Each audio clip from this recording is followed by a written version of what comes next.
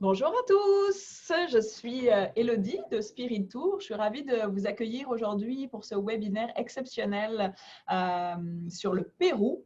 Donc, on est aujourd'hui en compagnie de Martin Dubois, le yogi des bois de Yoga Salamandre, pour vous présenter le nouveau projet qu'on a ensemble pour un voyage au Pérou fin mars. Donc, allô Martin, Bonjour Elodie, ça va bien?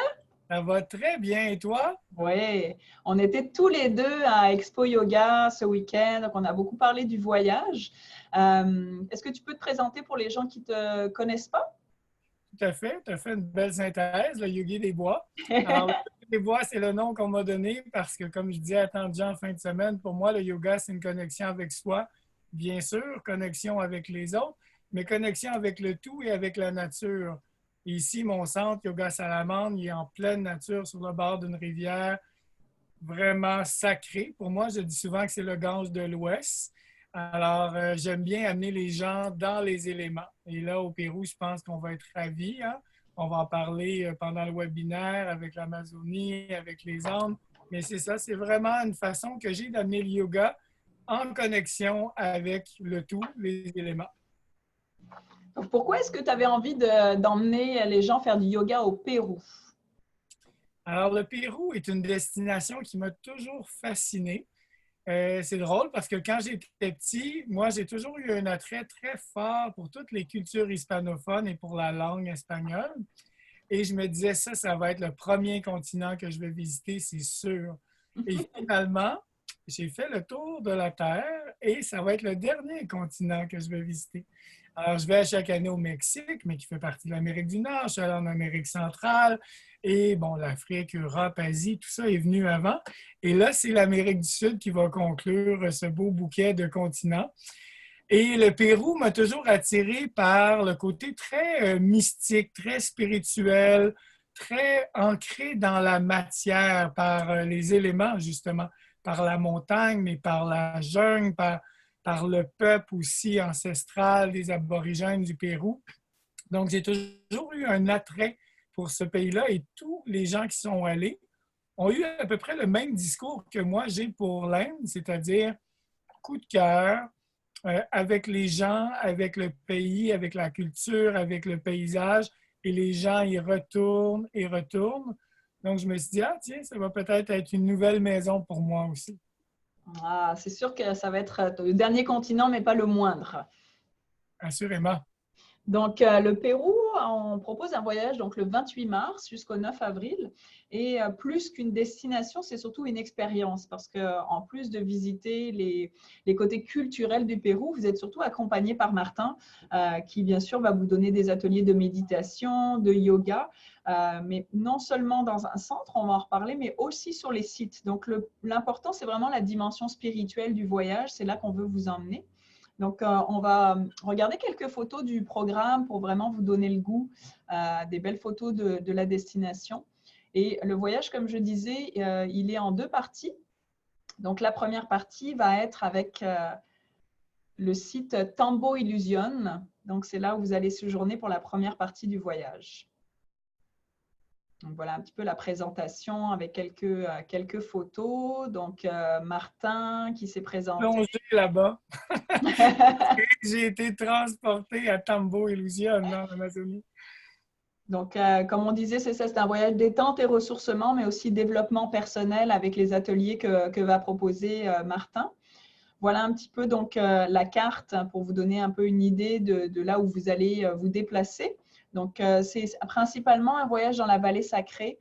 Donc, on arrive à Lima, on va aller tout de suite à Cusco, voir Ollantaytambo, Pisac, le Machu Picchu et puis une petite escale aussi au lac Titicaca. Donc, arrivé à Lima, généralement, les vols arrivent assez tard le soir. Donc, vous allez avoir votre première nuit directement à Lima, le tout pour après prendre votre vol vers Tarapoto, qui va être donc le centre de yoga Tambo Illusion, donc là où vous allez séjourner cette nuit. Donc, le centre est tenu par une Québécoise qui vit là-bas depuis déjà plusieurs années. Et la particularité, c'est qu'il est vraiment dans une architecture locale et surtout dans un coin un peu retiré, un coin qu'on ne va pas forcément toujours au Pérou, donc en pleine nature. Donc ça va vraiment être une immersion dans la nature avec les éléments pendant 7 nuits là-bas. Donc, Martin, est-ce que tu peux nous parler un petit peu des ateliers et de vers où tu veux emmener les gens pendant cette première semaine? En fait, pour moi, c'est très important, comme je disais là, dans ma présentation, d'être en lien avec les éléments et ce centre-là semble tout désigner pour vraiment se connecter à notre essence. Et d'abord et avant tout, pour moi, un voyage, c'est un voyage intérieur. Hein? C'est un voyage, tu le disais tantôt, c'est un voyage sacré, c'est spirituel. On ne s'en va pas faire du tourisme pour faire du tourisme. On s'en va faire un voyage à la rencontre des autres, mais d'abord et avant tout, c'est une rencontre envers soi. Et ce centre-là que Joanne a parti, Joanne était une prof de yoga à côté d'ici, mais juste avant que j'arrive donc à Bromont, le village à côté, elle tenait un centre. Et un jour, elle avait un rêve, son mari est péruvien, d'aller ouvrir son centre là-bas. Et vraiment, moi, je crois aux synchro-destinées. Je suis arrivé un jour chez moi, j'avais des cartes de son centre au Pérou qui m'attendait au pied de la porte. Je me disais, ah, ben, c'est quand même un bel accueil pour revenir chez moi. Je revenais justement des courses à Bromont. Et j'ai pris un petit temps avant de la contacter parce que j'avais plusieurs voyages en Inde, au Mexique qui étaient déjà planifiés. Puis un jour, je me suis dit, ah, je pense que l'année prochaine, ça va être le Pérou. Je sens que j'ai envie de mettre ça cette année. Et le matin même où je me dis ça dans ma méditation et ça vient, et je suis prêt à changer des plans de voyage parce que je sens que c'est le Pérou, je rencontre sa maman que je ne connais pas, toujours à Bromont en faisant des courses. Et la personne que j'aime beaucoup, qui tient le centre holistique de santé, me dit, ah, tu connais, c'est la maman de Joanne. C'est la maman de Joanne. Joanne, tu sais qu'il y avait le centre de yoga ici. J'ai dit, mais c'est formidable. Je viens de méditer et de visualiser le centre de votre fille au Pérou il y a à peu près 30 minutes. Alors, voilà, c'est comme ça que c'est venu en ligne et c'est très, très fluide avec Joanne. Et je sens que ce qu'elle a créé là-bas est parfait pour pouvoir mettre les bases solides et venir s'ancrer, dans notre pratique. Mais comme je le dis aussi, souvent, le yoga, c'est beaucoup plus une posture intérieure qu'une posture extérieure de guerrier, de triangle, m'as-tu vu comment ma posture est parfaite?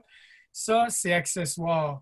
Bien sûr, ça travaille le corps, la flexibilité, puis on va tout travailler ça, faites-vous-en pas, mais on va surtout travailler la posture intérieure et de revenir à notre côté sacré, notre unicité, revenir à notre contact avec le divin, notre contact avec la nature. Donc, c'est, je crois, le lieu tout désigné. Et en plus, Joanne et son mari ont proposé plusieurs petites activités dans la petite jungle amazonienne juste à côté, dans des chutes.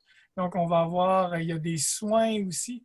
Donc, je trouvais que c'était vraiment une belle façon d'aller dans un côté, comme tu l'as nommé, il a dit, moins touristique qu'on va habituellement. Donc, c'est vraiment le volet découverte de soi à travers découverte d'un coin de pays un petit peu paradis caché, je dirais. Exactement. Donc, est-ce que tu peux peut-être, même si on sait que quand on part en retraite de yoga, les choses bougent énormément parce que souvent, on s'adapte quand même aux gens, à la dynamique, à l'énergie, mais est-ce que s'il y a quelqu'un qui me demandait une journée type, est-ce que tu pourrais nous donner un exemple, par exemple? Une journée type, on se lève généralement. J'aime bien garder l'espace intérieur, justement au lever, donc en silence. On va avoir une belle pratique de yoga pour ouvrir la journée. Ensuite, un bon déjeuner santé. À noter que tous les repas vont être végétariens aussi. Là-bas, ils en font une spécialité. Mais aussi, j'ai eu des très bonnes références d'amis qui sont allés à Cusco, Machu Picchu et de restos végétariens, même végétaliens, où on pourra prendre même une petite classe de cuisine. Alors, une journée type, c'est qu'on va avoir le yoga pour commencer, le déjeuner. Ensuite, on va avoir une partie libre, bien sûr, pour intégration, marcher, écrire, faire ce qui est bon. Et il y aura quelques activités, comme je le disais précédemment, qui vont être proposées, toujours libres, aux gens de faire l'excursion, d'aller au sud, d'aller sur le lac et tout ça. Et on va avoir un dîner et en après-midi, on va avoir un beau yoga juste avant le souper. Alors, le yoga du matin est pour ouvrir la journée un petit peu plus dynamique, pour mettre en route notre corps pour vivre toutes les expériences que la vie va nous proposer dans cette journée. Et le yoga de fin d'après-midi est beaucoup pour l'intégration de ce qu'on a vécu dans la journée, donc qui referme un petit peu la bulle, si on veut. Et puis après, on a un bon souper avec une soirée libre, parce que généralement, on ne se couche pas trop tard, vu qu'on va être en forme le lendemain matin pour tout ce que la vie a à nous proposer. Mais moi, je suis toujours ouvert. Quand il y a des propositions, des fois, il y a des chanteurs locaux qui sont là ou il y a un petit spectacle à côté. Ah, on va voir, on va proposer au groupe, comme tu le disais si bien, dans l'énergie du moment, ce qui est là. Donc, il n'y a rien qui est statique. Et juste à noter, quand je suis allé en Inde l'année dernière, hein, la collaboration qu'on a fait ensemble avec Spirito, les gens me remerciaient tellement de dire hey, merci de ne pas suivre le programme à la lettre, hein, parce qu'ils me disaient quand je regardais le programme, j'avais comme pas envie de m'inscrire tellement que ça avait l'air chargé. Parce que souvent, on a ce désir-là de dire ah, ben on va offrir ça, puis on veut vraiment donner tout ça. Puis dans l'énergie du moment, je vérifiais toujours est-ce que vous voulez qu'on parte tout de suite puis qu'on aille à telle place ou on reste un peu plus puis on approfondit. Ah non, non, non, on reste là, on se pose. Donc, je ne suis pas du type d'accompagnant qui va dire non, non, non, c'est ça, on y va, go, go, go. Je pense que la vie est assez go, go, go dans la vie de tous les jours que quand on est en voyage, on prend le temps de se déposer. Donc, une journée type là-bas va ressembler à ça. Et bien sûr, en déplacement, quand on s'en va au Machu Picchu et on va aller visiter Cusco, il va y avoir des variantes selon chacune des journées ensuite. Merci Martin, je trouve que c'est vraiment important ce que tu viens de préciser et c'est l'avantage des voyages Spirit Tour et c'est pour ça que Martin, on aime travailler avec lui parce qu'il connaît cette spécialité qui est des voyages quand même à rythme lent et on lui fait confiance pour ça quand il accompagne ses groupes. C'est vraiment important, c'est ce que Spirit Tour veut offrir, se déposer pendant les voyages. Donc, ce n'est pas des voyages touristiques où on visite cinq temples ou 5 sites touristiques dans la journée. Le but, c'est de respecter votre rythme, donc tant pendant la semaine de yoga ou si un matin, vous avez envie de dormir, faire la grasse matinée, allez-y. Le but, c'est vraiment de se respecter, de respecter son corps. Et exactement pareil pour le rythme du voyage dans la découverte, c'est-à-dire que Martin va être là pour justement vous demander est-ce qu'on reste un peu plus longtemps sur le site, est-ce qu'on enchaîne, et il va vraiment respecter ce rythme-là, c'est très important. Pendant la deuxième partie justement du voyage, on vous offre quand même l'opportunité de découvrir la destination, découvrir la vallée sacrée du Pérou, mais pareil, d'une façon spirituelle également. Donc, Martin est là pour donner des méditations, des cours de yoga sur certains sites. Donc, j'imagine que le Machu Picchu sera sûrement un des plus beaux cadres que vous aurez à voir, mais également, il y aura un guide, donc accompagnateur francophone, qui, lui, est là pour vous donner aussi la dimension un petit peu plus culturelle. Donc, sur la dimension culturelle, une fois que vous partez du site donc Tambo Illusion, donc là, vous aurez passé votre semaine, vous allez vous envoler vers Cusco. Et puis, à Cusco, on va rester une journée complète pour visiter donc, la ville en elle-même, qui est vraiment un chef-d'œuvre d'architecture, vous verrez, là où ont lieu généralement l'été aussi toutes les cérémonies du soleil. Et puis, vous allez voir donc Sacsayhuaman, beaucoup de sites Inca qui est la forteresse donc, militaire, mais aussi beaucoup de sites Inca. Cette journée-là, vous aurez une boîte à lunch qui sera inclue pour pouvoir vraiment profiter, manger où vous le souhaitez quand le temps adonne. Et puis, vous allez aussi être introduit à la cérémonie du despacho. Donc, c'est l'intérêt du voyage, c'est surtout tout le temps d'avoir ce volet spiritualité pendant les visites. Donc, pas toujours collé au culturel, historique, mais vraiment vous introduire à la spiritualité des Incas et des différents rituels qui étaient faits à l'époque. Donc, on commence par Cusco, Sacsayhuaman. Ensuite, on va vous emmener jusqu'à Pisac.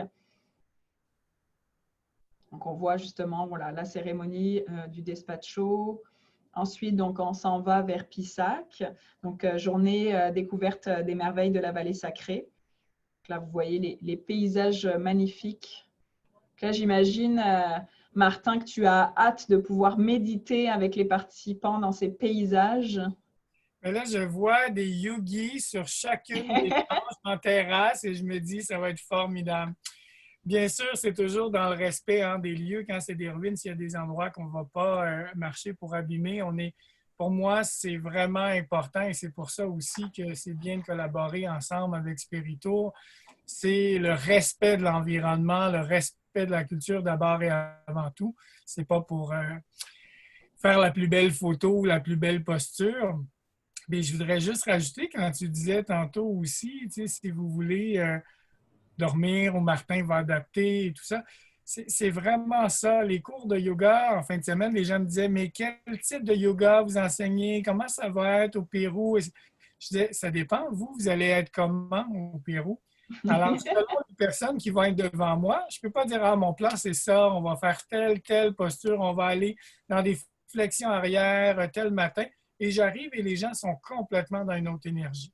Donc, après 25 ans dans l'univers du yoga, je suis capable de composer puis dire, bon, ben là, à ce site-là, les gens semblent assez fatigués. Je pensais qu'on ferait des petits guerriers en étage, mais on va peut-être tous se coucher au sol puis faire une intégration à la terre, Shavasana. Donc, je vais composer avec l'énergie que je sens, groupale, et du moment, bien sûr, en moi, en lien avec les gens, avec le lieu.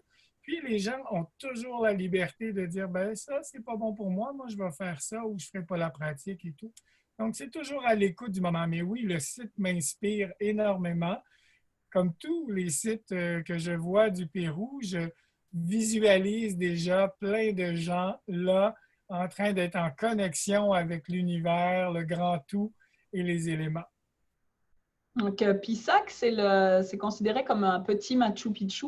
Donc, c'est vraiment un très beau site aussi. C'est sûr qu'on pense toujours au Machu Picchu, mais il y a d'autres sites très beaux, notamment Pisac, donc un peu moins fréquenté.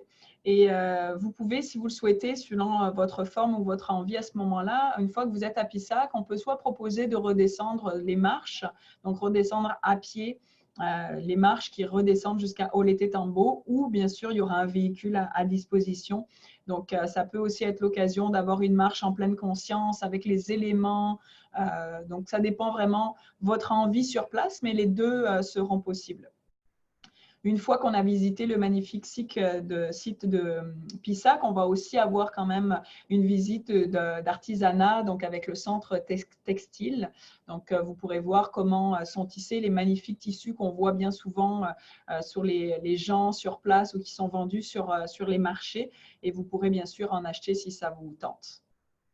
Tu me permets, Elodie, d'ajouter une petite chose, je trouve, qui est très importante de ce que tu viens de nommer.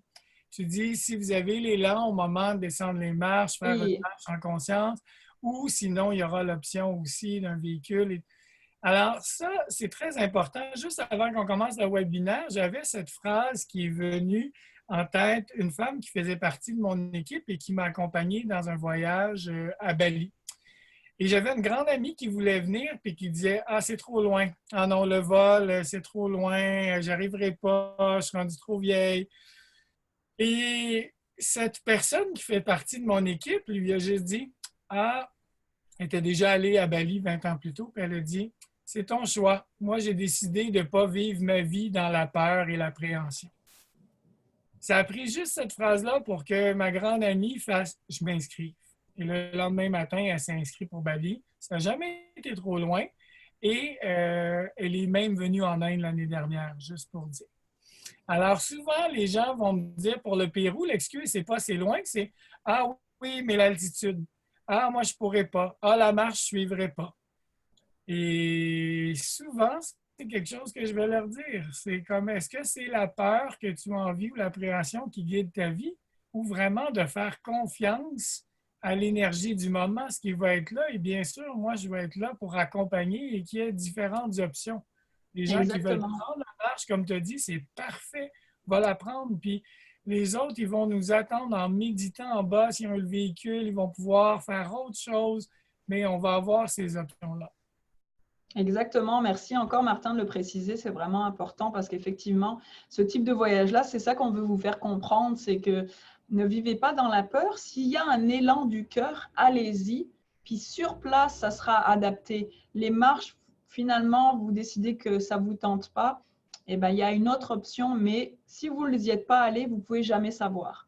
Donc, au lieu de vivre dans la peur et les regrets, lancez-vous. S'il y a le minimum d'un appel du cœur ou d'une énergie qui est là, c'est qu'il faut y aller. Puis dans ce type de voyage-là, contrairement justement à un voyage organisé touristique de groupe, où on est 40 dans un gros bus, il y a toujours des options. C'est le type de voyage d'expérience qu'on propose, c'est-à-dire de se respecter. Et donc sur place, c'est beaucoup plus flexible qu'on ne le pense. Donc merci Martin d'avoir ramené ce point. Oui, c'est important hein, parce qu'il y a Ouais, beaucoup de gens qui se limitent, l'altitude fait peur. exactement. Et ce qui est très étonnant, moi j'ai été beaucoup dans les Himalayas et moi j'avais jamais été en haute montagne et je me disais, oh, je suis pas préparé, j'ai pas d'entraînement pour faire des marches à 5500. J'ai aucune idée. On le sait jamais. Non. Il y avait des voyageurs à côté de moi qui étaient préparés depuis des mois, un entraînement hyper rigoureux qui me dit, ah, moi, ça va aller parce que je mange plus de ci depuis 3 semaines, je mange ça, je fais ci. Première chose que je sais, je les vois de retour, chemin inverse, un mal d'altitude, alors que plein de gens comme moi, aucunement préparés et pas dans l'appréhension, juste en disant on va voir comment ça va être, eh bien, on a monté tout doucement notre rythme. Donc, je me disais, c'est intéressant la vie des gens, à force d'amener cette peur de il faut que je sois capable, j'espère que j'aurai pas de problème, puis ils mettent tellement ça à l'avant-plan que quand ils arrivent, même s'ils ont eu une super préparation, ils ont tellement appréhendé que le mental et le physique n'est pas au rendez-vous. Alors que Exactement. ben moi, j'y vais avec l'énergie du moment. Je vais faire ce que je peux. Je vais pas pour mettre mon nom en haut de l'Himalaya, de la montagne. Je vais arrêter si c'est la troisième marche, la troisième. Si c'est à la dernière, ça sera la dernière. Mais j'y vais avec les possibilités du moment. Ben, généralement, il n'y a aucune déception et tout se fait merveilleusement bien. Oui, exactement. C'est ce que je voulais préciser aussi sur l'altitude. Il y a beaucoup de gens qui ont ce frein-là, mais ne l'ayez pas parce que, effectivement, Martin, c'est un très bon exemple. Vous pouvez vivre dans les Alpes depuis des années ou dans d'autres montagnes très hautes, mais ne pas savoir comment vous allez réagir sur place. On ne le sait pas tant qu'on n'y est pas allé. C'est notre corps, notre physique, notre mental qui va jouer sur place. Donc, ça ne peut pas être un frein pour ce type de voyage-là. Bon, on est rendu au Machu Picchu, c'est ça que tout le monde attend. Donc, magnifique, magnifique site. Comment on s'y rend? Ben, on part de Olete Tambo, on embarque dans le train et puis on se rend jusqu'à Aguascalientes où là, on va prendre le bus pour monter jusqu'au Machu Picchu. À savoir, donc dans le train, il y a des commentaires qui sont donnés sur toute la vallée que vous allez traverser. Puis, il y a plein aussi de belles boissons andines, des snacks, des collations. Donc, c'est vraiment un très joli trajet. Et puis, une fois qu'on est à Aguascalientes, on prend le bus pour aller donc, au Machu Picchu.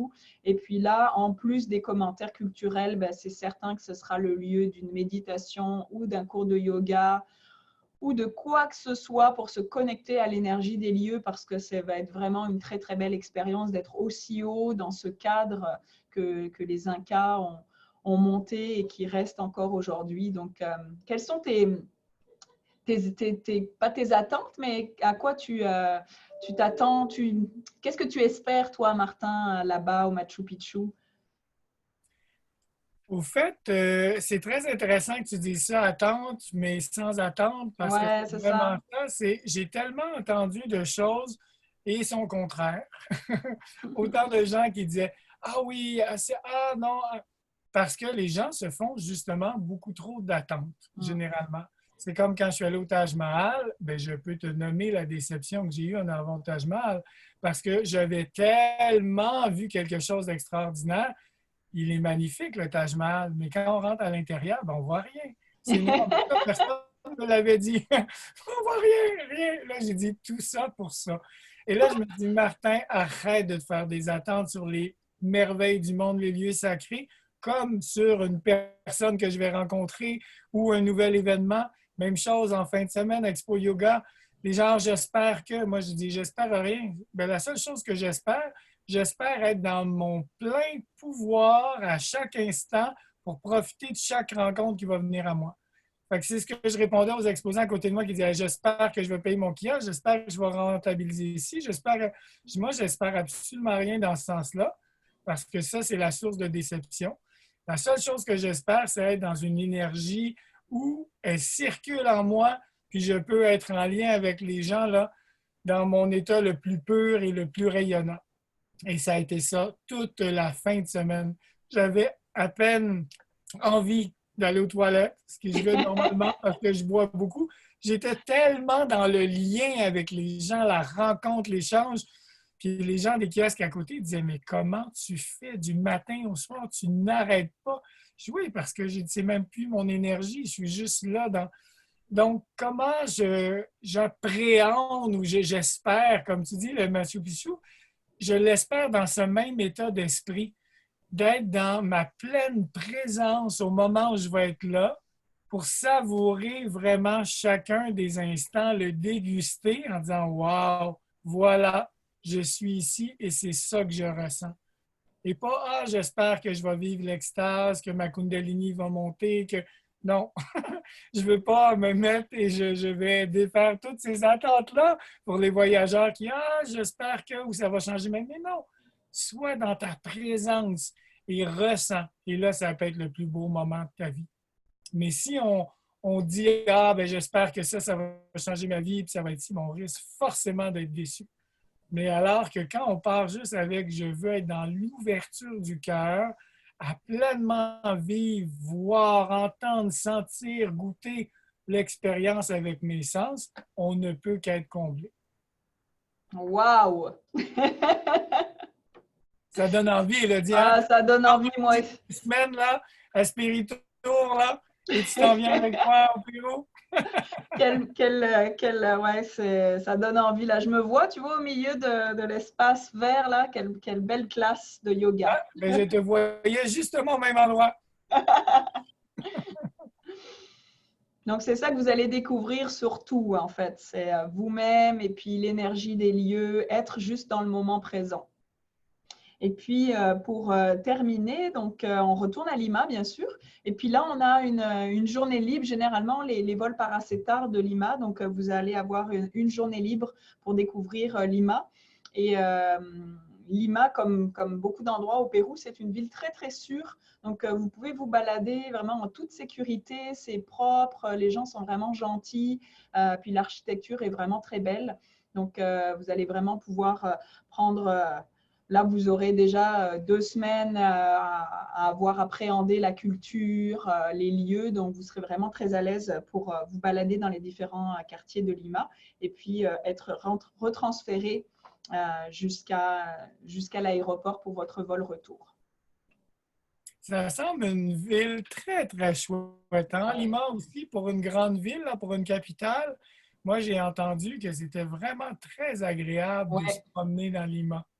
Exactement, et je redis aussi très sécuritaire parce que souvent, les gens qui n'ont pas voyagé en Amérique latine ont un peu toujours ce préjugé-là. Mais la semaine dernière, on avait notre porte ouverte et puis il y a un monsieur qui avait vécu là-bas longtemps puis qui me disait effectivement que des pays d'Amérique latine, c'était vraiment un des pays les plus sûrs où il avait adoré rester et que Lima était vraiment très agréable justement. Donc, pour finir, vous voyez un petit peu… Oui, Martin? Au fait, j'allais juste ajouter qu'on m'a souvent euh, informé ou mis en garde que ce serait dangereux pour moi, Cusco, parce que je voudrais y rester et que j'aurais de la difficulté à revenir au Québec, aussi bien que je vis dans un paradis. On m'a dit Cusco est une ville, encore, je mangeais avec quelqu'un vendredi soir avant l'expo, et il est allé 2 fois. Il m'a dit, ah oui, oui, oui, mais toi, c'est sûr que tu vas tomber en amour avec cette ville-là. Mes amis de Boston me disent, mais Cusco, c'est incroyable parce que paraît-il que la ville en soi, elle est extrêmement chouette, mais que de là, on peut aller visiter plein de petits lieux. Alors, je dis ça parce que si dans les voyageurs, voyageuses qui nous regardent et qui disent, moi, j'ai l'élan, c'est cette année 2020, enligné avec les As, je m'en vais au Pérou, je fais un voyage de yoga avec Martin et j'ai envie de rester un petit peu plus longtemps, tant qu'à être au Pérou. Mais je pense que vous n'allez pas vous ennuyer à rester dans la culture péruvienne et notamment dans cette charmante ville où, paraît-il, c'est un peu comme une petite pieuvre. Là. Il y a toutes les excursions possibles, très accessibles pour y revenir facilement aussi, qui est Cusco et Lima. Exactement, et c'est pour cette raison qu'on a choisi de ne pas inclure les vols dans le séjour, pour vous laisser toute cette latitude de pouvoir rester plus longtemps si vous le souhaitez, si vous voulez découvrir encore plus le Pérou, vous déposer encore plus dans une ville, puis profiter, voilà aussi, les vols sécuritaires, les vols intérieurs au Pérou sont très sécuritaires aussi sur des beaux avions. Et effectivement, de Cusco, vous pouvez prendre plein de vols intérieurs, notamment pour aller, par exemple, voir Nazca, qui sont ces grands cercles qu'on peut voir du ciel. Donc, de Cusco ou même de Lima, il y a beaucoup d'endroits que vous pourrez aller visiter si vous voulez rester plus longtemps ou arriver plus tôt si vous le souhaitez. Donc, sur la photo qu'on voit ici, vous voyez au fond Darcy avec sa casquette. Donc, s'il est disponible, normalement, c'est lui qui guide le voyage. Donc, Darcy est un Québécois qui vit au Pérou depuis très longtemps, qui a ouvert une agence là-bas. Et ça marche très, très bien. Et c'est lui qui organise nos voyages depuis déjà 16 ans. Donc sur l'Amérique latine. Donc, il sera très heureux de vous accompagner. Et donc, je ne sais pas si on l'avait précisé, mais pendant tout le voyage de découverte, l'accompagnement est donc avec Darcy, qui est un guide francophone. Donc, pas de problème au niveau des traductions et des facilités de comprendre. Donc, le voyage, il est à 4079 et il inclut donc les vols intérieurs, tous les transferts, les déplacements, vos 7 nuits au centre Tambo Illusion avec tous les repas et puis les nuits complémentaires pendant la découverte avec les visites de sites et bien sûr la générosité de Martin pendant tout le voyage. Donc, en plus de découvrir un pays, vous découvrez surtout le yoga. Donc, c'est 2 en 1, une retraite et un voyage. Donc, ça… C'est vraiment très complet au niveau des coûts. Vous avez également au niveau des repas, les petits déjeuners sont tous inclus, 9 dîners et 7 soupers. Donc, beaucoup de choses incluses. Et puis, au niveau des repas sur place, on mange très bien pour pas cher. Donc, pour les repas qui ne sont pas inclus, vous verrez, c'est très facile. Et Darcy, qui connaît très bien les lieux, pourra vous donner des adresses et vous orienter pour trouver des restaurants sympas. Au niveau de ce qu'il faut prévoir en plus, donc votre vol au départ de Montréal, vous verrez, il y a quand même des très bons prix avec Air Canada qui a des vols directs sur Lima. Et puis uniquement les pourboires pour le guide pour la deuxième partie. On prend encore des inscriptions jusqu'à vendredi, hein, Martin, c'est ça? Vendredi, date limite pour s'inscrire. Même dimanche, je pense qu'on peut aller jusqu'à dimanche. Oui, je crois que oui. Et on a 2 choses que je voudrais préciser. Oui. On a fait un spécial aussi qu'on a annoncé à l'Expo Yoga. Donc, toute personne qui s'inscrive à 2 personnes et plus, c'est-à-dire vous avez une amie, une sœur, collègue, vous dites « Hey, on va au Pérou ensemble », vous êtes 2 et plus, on offre un 50 $ de rabais avant samedi prochain, avant le 16 février. Alors, profitez-en parce que les inscriptions hâtives sont terminées depuis un petit moment, mais on a eu cet élan-là, Spiritour et moi, de vous offrir ça pour vraiment que ce voyage-là puisse bénéficier au plus de gens possible, parce qu'on sent que c'est un voyage qui va être transformateur. Et l'autre chose que je voulais nommer aussi, c'était, tu parlais de Darcy à la fin. Je disais tantôt aussi que les cours vont être matin et soir, il va y avoir des méditations, il va y avoir des moments, tout ça, c'est inclus aussi dans le prix. Et c'est vraiment, tu parlais de la générosité que j'ai, c'est un des termes qui revient beaucoup dans mes voyages. J'arrive d'un beau voyage au Mexique, il y en a qui me disaient, dis-moi pas que c'est au lac Bronx que tu as pris toutes ces couleurs-là. Sinon, c'est du Mexique. Et vraiment, c'est le terme qui revient. Mon voyage était complet. On avait un beau groupe de 14 personnes et les gens me disaient, mais tu as une générosité dans tes enseignements, dans ma présence, dans l'accompagnement et tout ça. Alors, voilà, moi j'ai envie de partager ça avec vous. Et si vous avez envie, ben, il va me faire plaisir.